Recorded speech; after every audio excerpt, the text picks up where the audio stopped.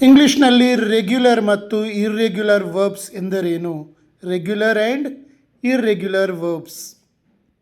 ಇಂಗ್ಲಿಷ್ನಲ್ಲಿ ವರ್ಬ್ಸ್ ಕ್ರಿಯಾಪದಗಳು ಭೂತಕಾಲಕ್ಕೆ ಬದಲಾಗುವ ಶೈಲಿಯ ಆಧಾರದ ಮೇಲೆ ಅವುಗಳನ್ನು ರೆಗ್ಯುಲರ್ ಮತ್ತು ಇರ್ರೆಗ್ಯುಲರ್ ವರ್ಬ್ಸ್ ಎಂದು ಎರಡು ಭಾಗಗಳಾಗಿ ವಿಂಗಡಿಸಲಾಗುತ್ತದೆ.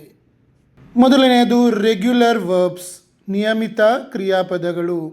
ಯಾವ ಕ್ರಿಯಾಪದಗಳನ್ನು ಭೂತಕಾಲಕ್ಕೆ ಅಂದರೆ ಪಾಸ್ಟ್ ಟೆನ್ಸ್ ಅಥವಾ ವರ್ಬ್ ಟು ಮತ್ತು ಪೂರ್ಣ ಭೂತಕಾಲಕ್ಕೆ ಪಾಸ್ಟ್ ಪಾರ್ಟಿಸಿಪಲ್ ಅಥವಾ ವರ್ಬ್ 3 ಬದಲಾಯಿಸುವಾಗ ಕೊನೆಯಲ್ಲಿ ಕೇವಲ ಡಿ ಅಥವಾ ಇ ಡಿ ಸೇರಿಸಲಾಗುತ್ತದೆಯೋ ಅವುಗಳನ್ನು regular verbs ಎಂದುತ್ತಾರೆ.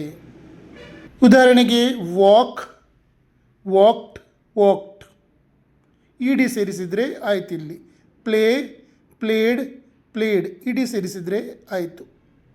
Like, liked, liked. ಇಲ್ಲಿ ಕೇವಲ ಡಿ ಸೇರಿಸಿದರೆ ಆಯಿತು. ಹಾಗಾದರೆ ಇರ್ರೆಗ್ಯುಲರ್ ವರ್ಬ್ಸ್ ಅಂದರೆ ಏನು? ಅನಿಯಮಿತ ಕ್ರಿಯಾಪದಗಳು. ಯಾವ ಕ್ರಿಯಾಪದಗಳನ್ನು ಭೂತಕಾಲಕ್ಕೆ ಬದಲಾಯಿಸುವಾಗ ಡಿ ಅಥವಾ ಇ ಡಿ ಸೇರಿಸುವ ನಿಯಮ ಅನ್ವಯಿಸುವುದಿಲ್ಲವೋ ಅವುಗಳನ್ನು ಇರ್ರೆಗ್ಯುಲರ್ ವರ್ಬ್ಸ್ ಎನ್ನುತ್ತಾರೆ.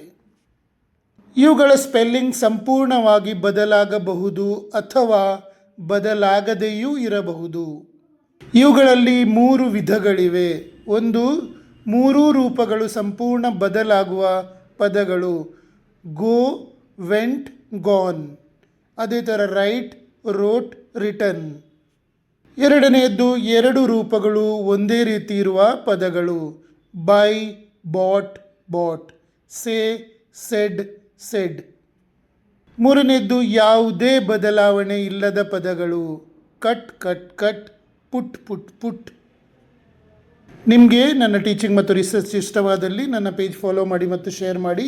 3 ತಿಂಗಳಲ್ಲಿ ನಿಮಗೆ ಇಂಗ್ಲೀಷ್ ಮಾತಾಡಲಿಕ್ಕೆ ಕಲೀಲಿಕ್ಕಿದ್ರೆ, ನೀವು ಮಾಡಿದ ವಾಕ್ಯ ಸರಿಯೋ ತಪ್ಪು ಅಂತ ನಿಮಗೆ ಗೊತ್ತಾಗಬೇಕು ಅಂತ ಇದ್ದರೆ, ನೀವು ಇಂಗ್ಲೀಷ್ ಮಾತನಾಡುವಾಗಿರುವ ಭಯ ಅಂಜಿಕೆ ಹೋಗಿ ಆತ್ಮವಿಶ್ವಾಸ ಅಂದರೆ ಕಾನ್ಫಿಡೆನ್ಸ್ ಬರಬೇಕಂತ ಇದ್ದರೆ, ನಾನು ನಿಮಗಾಗಿ ನನ್ನ 32 ವರ್ಷಗಳ ಅನುಭವದಿಂದ ಒಂದು ಕೋರ್ಸ್ ರಚಿಸಿದ್ದೇನೆ.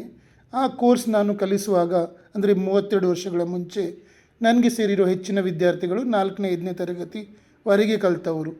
ಅವರಿಗೆ ನಾನು 3-4 ತಿಂಗಳಲ್ಲಿ ಇಂಗ್ಲೀಷ್ ಮಾತನಾಡಲಿಕ್ಕೆ ಕಲಿಸಿದ್ದೇನೆ. ಅಂದಮೇಲೆ ಓದಲಿಕ್ಕೆ ಬರೀಲಿಕ್ಕೂ ಸಹ ಜೊತೆಯಲ್ಲಿ ಕಲಿಸಿದ್ದೇನೆ. ಅಂದಮೇಲೆ ಈಗ ನನಗೆ ಸಿಗುವ ಹೆಚ್ಚಿನ ವಿದ್ಯಾರ್ಥಿಗಳು ಗ್ರ್ಯಾಜುಯೇಟ್ಸ್ ಅಥವಾ SSC PUC ಅಂತೂ ಕಲ್ತಿರ್ತೀರ. ಅಂದರೆ ಅವರಿಗಿಂತ ಜಾಸ್ತಿ ಇಂಗ್ಲೀಷ್ನ ನಾಲೆಜ್ ನಿಮಗಿದೆ.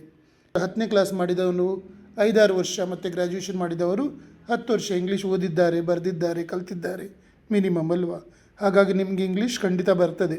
ಮಾತನಾಡುವ ಕಾನ್ಫಿಡೆನ್ಸ್ ಇಲ್ಲ, ಅದು ನನ್ನ ಈ ಕೋರ್ಸ್ ಮಾಡಿದರೆ ಖಂಡಿತವಾಗಿಯೂ ನಿಮಗೆ 3 ತಿಂಗಳೊಳಗೆ ಆ ಕಾನ್ಫಿಡೆನ್ಸ್ ಬರ್ತದೆ. ಈ ಕೋರ್ಸಿನ ಫೀ ಜಾಸ್ತಿ ಇಲ್ಲ, ಕೇವಲ 899 ರೂಪಾಯಿ, 899 ಓನ್ಲಿ.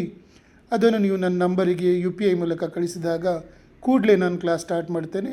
ಮುಂದಿನ 3 ತಿಂಗಳಲ್ಲಿ ನೀವು ಖಂಡಿತವಾಗಿಯೂ ಇಂಗ್ಲೀಷ್ ಮಾತಾಡ್ತೀರಿ ಅನ್ನುವ ಭರವಸೆ ನನಗಿದೆ.